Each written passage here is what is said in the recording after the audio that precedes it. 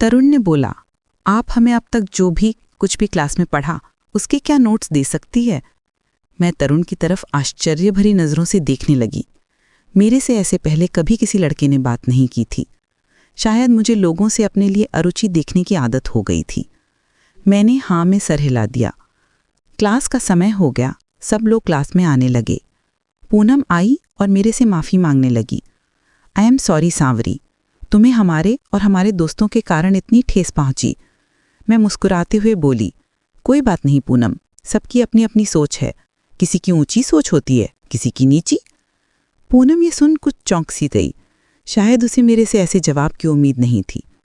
मुझे भी न जाने कहाँ से ये जवाब मुंह से निकल गया। जब कोई गैर मेरे साथ बुरा करे तो इतना दुख नहीं होता, पर दोस्त होते हुए भी कोई इस तरह दिल को चोट पहुंचाए तो बहुत ठेस लगती है। ये जवाब उसी गुस्से के कारण था।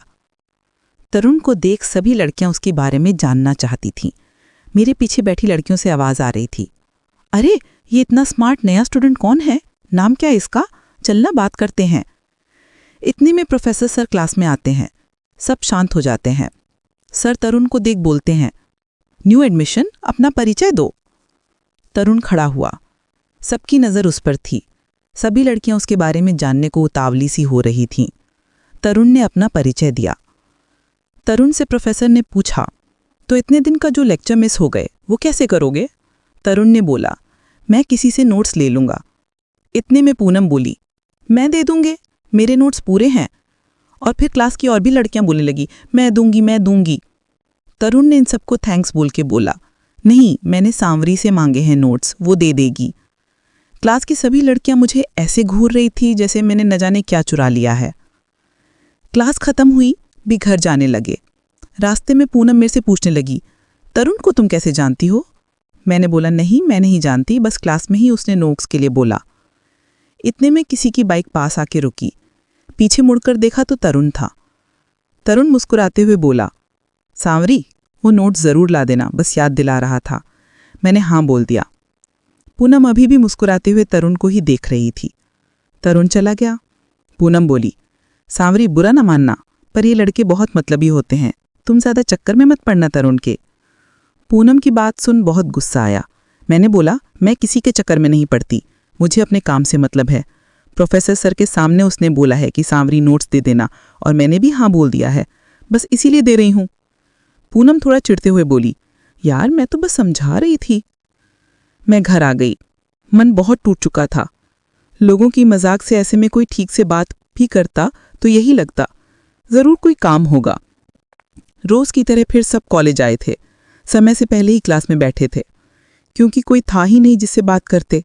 जो थे, पूनम का साथ भी बस रास्ते तक रहता था। कॉलेज में तो जैसे अजनबी सी हो जाती थी।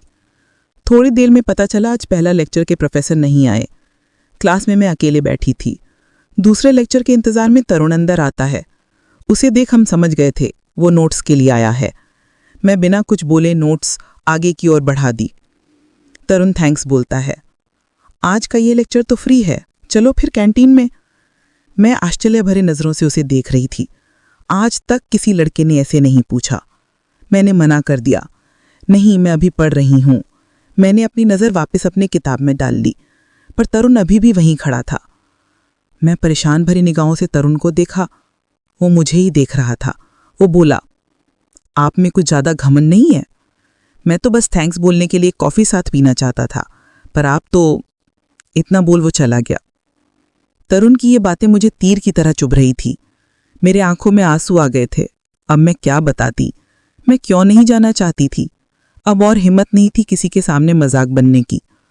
अगले लेक्चर का समय हुआ। क्लास में सब आ गए। तरुण भी क्लास में नाराज़गी और थोड़ा गुस्सा भरा चेहरा लिए बैठा था। घर पहुंचकर ना चाहते हुए भी ध्यान तरुण की तरफ ही जा रहा था। मुझे लगा मैंने सही बर्ताव नहीं किया। मुझे तरुण से माफ़ी मांगनी चाहिए। यही सोच सोच के रात में भी ठीक से नींद नहीं आई। सुबह कॉलेज पहुंच के मेरी नज़र तरुण को ही ढूंढ रही थी। तरुण दिखा। उसके पास और भी लड़के लड़कियां थे।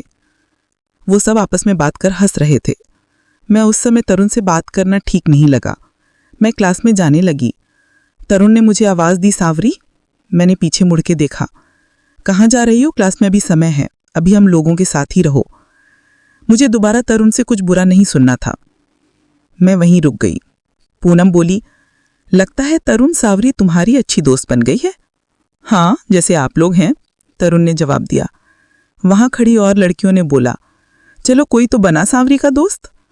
तरुण के दोस्त ने बोला, शिक्षक दिवस आ रहा है, क्या कोई योजना बनाए अपने प्रोफेसर के लिए। सब एक एक कर अपनी अपनी योजना बताने लगे। मैं चुप सबकी बातें सुन रही थी। तरुण ने मेरे से पूछा, आप बताओ कुछ सावरी। मैं क्या बोलूं? मेरे मुंह से हिचकिचाते हुए ये शब्द निकल रहे थे। तभी वहां खड़ी लड़कियों में से एक लड़की ने बोला, ये क्या बताएगी? पिछली बार भी इसे फ्रेशर फंक्शन से निकाल दिया था डांस टीचर ने। तरुण बोल पड़ा, क्यों? फिर आवाज आई, क्योंकि फ्रेशर फंक्शन कलरफुल है, ब्लैक एंड व्हाइट नहीं। इतना सुन सब हंसने लगे। तरुण भी हंस रहा था। मैंने सबके चेहरे की ओर देखा, सभी हम पर हंस रहे थे। हम वहां से दौड़ते हुए खाली क्लास में आ गए, मुंह पर हाथ रख रोने लगे। शेष अगले भाग में।